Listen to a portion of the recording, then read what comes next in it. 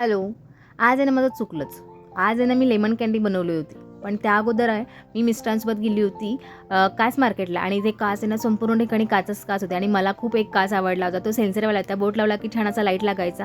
पण म्हटलं असो नंतर नेक्स्ट टाईम पाहू आणि इथे जे आहेत ना मी कटिंग करायला आलो होतो किचनची काचच्या आणि इथे काचची जी कटिंग जी आहे ते करून घेतली आणि घरी आल्यानंतर मी जे बनवलेले आहे ना हे लेमन कँडी खूप छान झाली होती. पण हे ना लिंबू आहे ना मी भिजू न घालता नुसते धुवून घेतले, चिरून घेतले आणि वाफवून घेतले आणि मग साखरेमध्ये छान असा पाकामध्ये होऊ दिले आणि सुकू दिले आणि सुकल्यानंतर ही जी कँडी ना खूप छान लागत होती, पण कडू लागत होती कारण की मी ते भिजू व्हायला हवे होते, पण ते भिजू न देता चिरून घेतले. पण जर तुम्ही करत असाल तर आधी आधी भिजू द्या आणि मग चिरून घ्या आणि मग संध्याकाळी खायची होती आदिराला इडली. पण मी इडलीचं पीठ वगैरे जे आहे ते भिजवलेलं नव्हतं.